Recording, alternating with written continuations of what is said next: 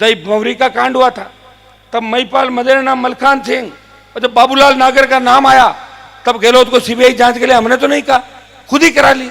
अरे जब उस समय करा ली, उनको जेलों में ठूंस दिया, अब आपको कराने में क्या दिक्कत है?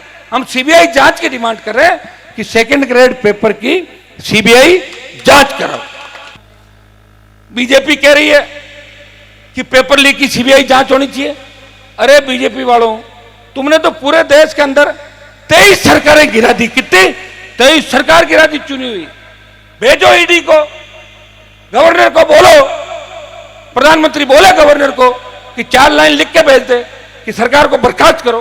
कानून व्यवस्था वेंटिलेटर पर चली गई, पेपर आउट हो रहे, नौजवान सड़कों पे, भयानक स्थिति हो सकती है। तो राज्यपाल से बात कर लो, आप तो कर सकते हो ना, क्यों करेंगे? वो चाहते हैं कि इसी तरह मामला चलता रहे और हमारी 130-140 सीट आ जाए। अभी जन आक्रोश यात्राएं निकाली राजस्थान के अंदर, कहीं 50 की भीड़, कहीं 500 की भीड़। अरे किस बात का जन आक्रोश?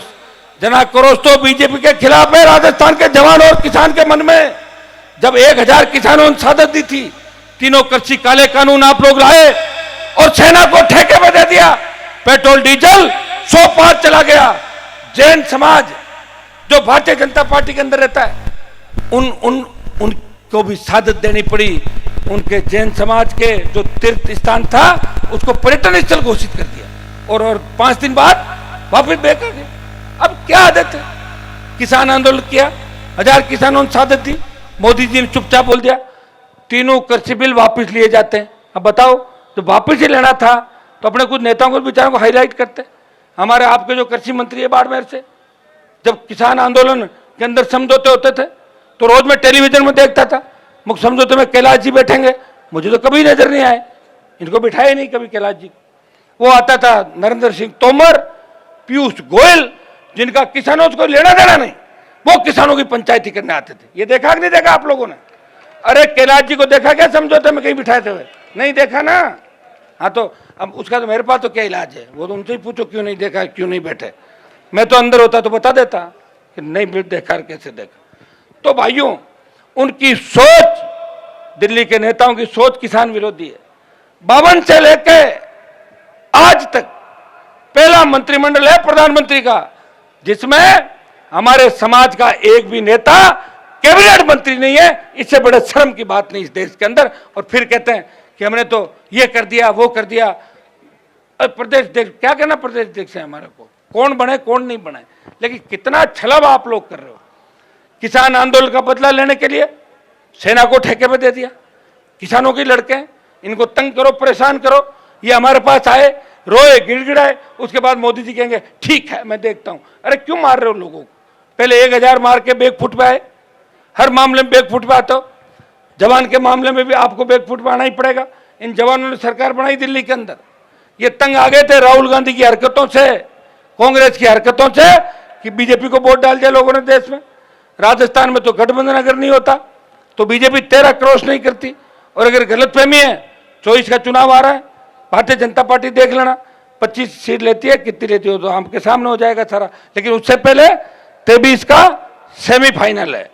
23 के सेमीफाइनल में इसलिए कह रहा हूं, अभी जितने भी उपचुनाव है राजस्थान के अंदर, राजस्थान की जनता ने राष्ट्रीय लोकतांत्रिक पार्टी को बीजेपी से ज्यादा महत्व दिया।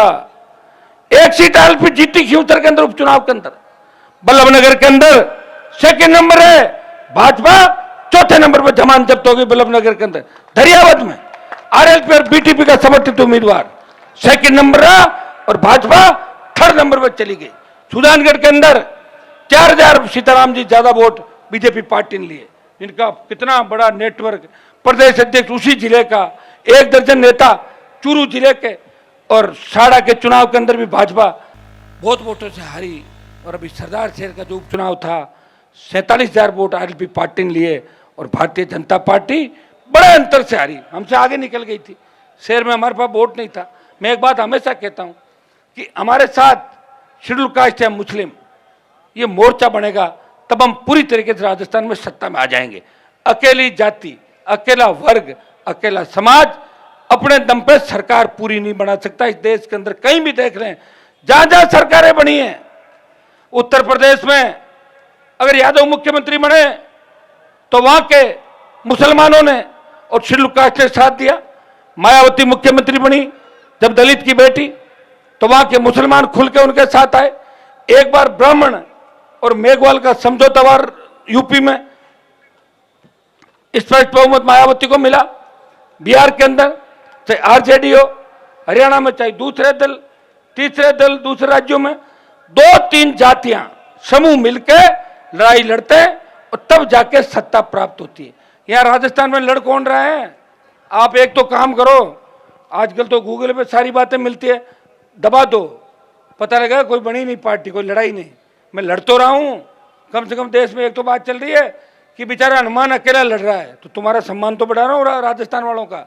तो लोकसभा के अंदर जाता हूँ, मैं जब जाता था तब यूपी बिहार के एमपी को भी बोलते हुए देखता था, वो अपनी भाषा में बोलते थे, लड़ते थे। जब मैं गया तो मैं भी बोलने में तो कम नहीं रहा, आप देख रहे हो रोज ही आगे खड़ा मिलता हूँ। राष्ट्रपति का अभिभाषण हो, प्रधानमंत्री का बजट हो, आपने देखा होगा मजबूती के साथ किसानों के लिए हर बात का समर्थन किया, सरकारों का विरोध किया, और विरोध करते करते 20-25 साल का समय निकल गया। लोग तो अपनी फॉर्च्यूनर स्कॉर्पियो की अगली सीट नहीं छोड़ते।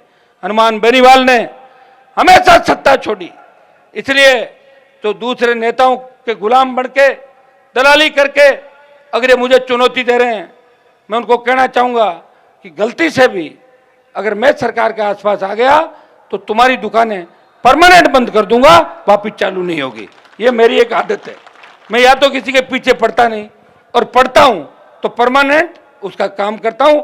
सेमीफाइनल कभी नहीं खेलता, फाइनल में पहुंचने का प्रयास करता हूं राजस्थान के अंदर। ये मेरी आदत है और इसलिए जवान मुझे पसंद करता है, और जिसके साथ हो जाता हूं उसका साथ कभी नहीं छोड़ता। अब इस बजरी माफिया के खिलाफ हो गए मैं आज से, देखना इस बजरी माफिया का क्या इलाज इस राजस्थान में करते हैं।